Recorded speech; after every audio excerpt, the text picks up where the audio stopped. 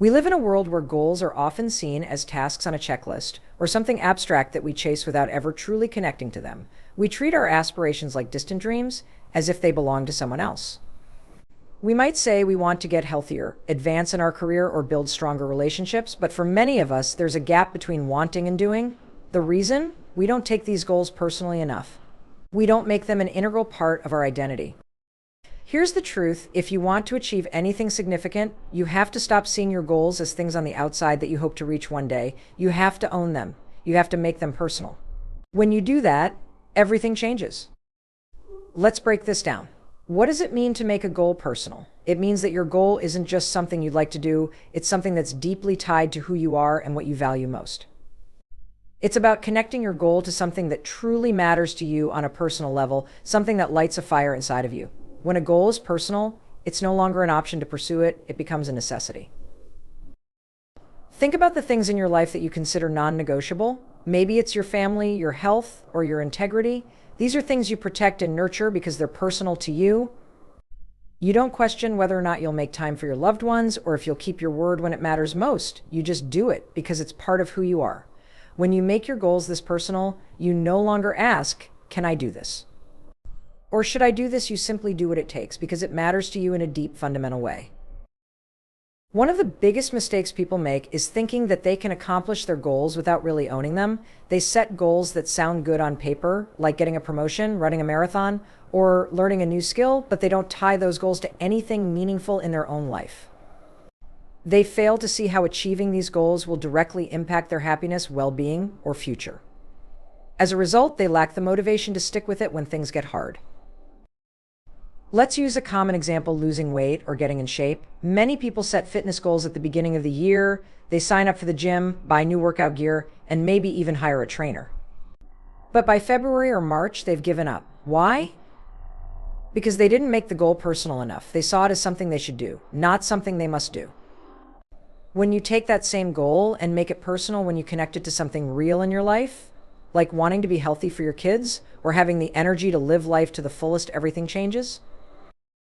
Imagine waking up every day knowing that the actions you take toward your goal are directly tied to the things and people you care about most. Suddenly, skipping a workout doesn't feel like a small thing, it feels like a step backward in being the person you want to be for your family. Eating unhealthy isn't just a lapse in discipline, it's a choice that affects your energy, your confidence, and your future. When the stakes are this personal, you'll find it much harder to walk away from your commitments. Making a goal personal also means that you take full responsibility for it. You don't wait for circumstances to change or for someone else to give you permission. You stop blaming external factors like time, money, or other people for why you haven't made progress. You own it, you acknowledge that, while things may not be perfect, you have the power to take action anyway. This level of ownership is critical because the reality is that things will never be perfect. You'll never have the perfect amount of time, the perfect support system, or the perfect plan. There will always be obstacles, distractions, and reasons to delay. But when you've made your goal personal, none of that will matter. You won't be looking for reasons to wait or quit. Instead, you'll be looking for ways to keep moving forward, no matter what. Owning your goal also means embracing the fact that you're the only person responsible for making it happen. No one else cares about your dream as much as you do. No one else will push you to achieve it. The people around you might support you, encourage you, or cheer you on, but at the end of the day, it's your goal. It's your life. And if you don't take full ownership of it, no one else will. When you truly own your goals, you stop relying on motivation. Motivation is great when it's there, but it's fleeting. Some days you'll wake up feeling fired up and ready to take on the world. Other days you'll feel tired, stressed, or overwhelmed. If you rely on motivation alone, those off days will derail you.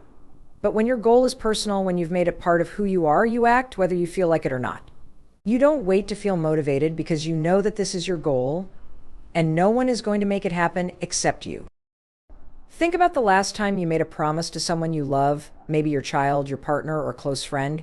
You probably kept that promise even when it was hard because it was personal to you. You didn't break that promise because you knew it mattered to someone you care about. Now imagine treating your goals with that same level of seriousness and commitment. Imagine waking up every day knowing that you're not just working towards something, you're keeping a promise to yourself. That's what happens when you make your goals personal. In the end, the difference between achieving your goals and falling short comes down to how much you've internalized them. The more personal your goals are, the more likely you are to stick with them, push through the hard times, and do whatever it takes to succeed. When you own your goals and make them a reflection of who you are, you create a sense of urgency, purpose, and determination that nothing can shake. That's the power of making it personal.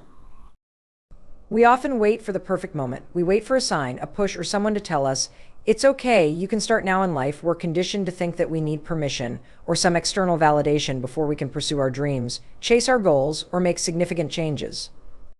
But the truth is, no one is coming to give you that green light. The longer you wait for permission, the more time slips away and the more opportunities you miss. The idea that you need someone else to give you the go-ahead to live your life, to take action, or to pursue what you truly want is not just false, it's paralyzing. Many people spend their entire lives waiting for the right moment. They wait until they feel ready or until the stars align perfectly. They tell themselves, I'll start when I have more time, when I have enough money, when I feel more confident. But that moment never comes. You see, the perfect moment to take action doesn't exist. Conditions will never be perfect. There will always be obstacles, distractions, and reasons to delay. And this is where so many people go wrong. They think that they need everything to be in place before they begin. But waiting for permission, waiting for the right time, is simply a way to delay action and avoid the discomfort of stepping out of your comfort zone.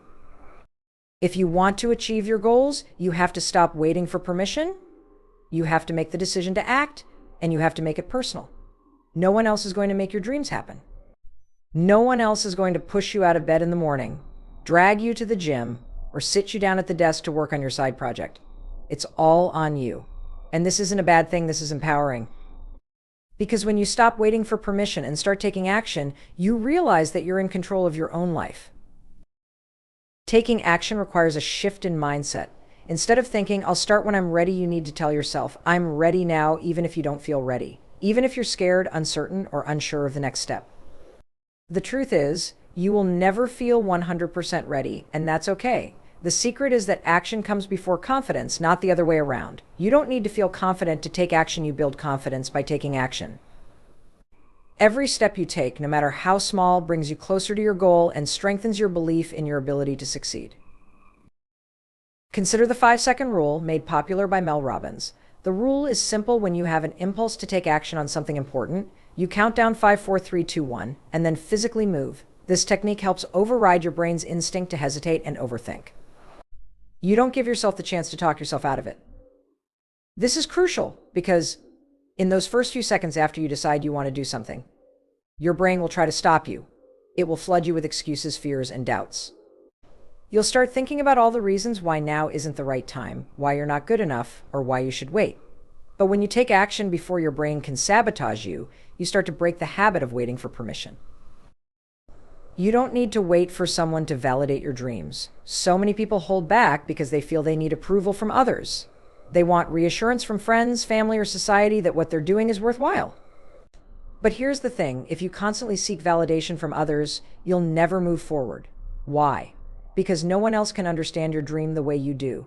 It's your vision, your goal, and your life.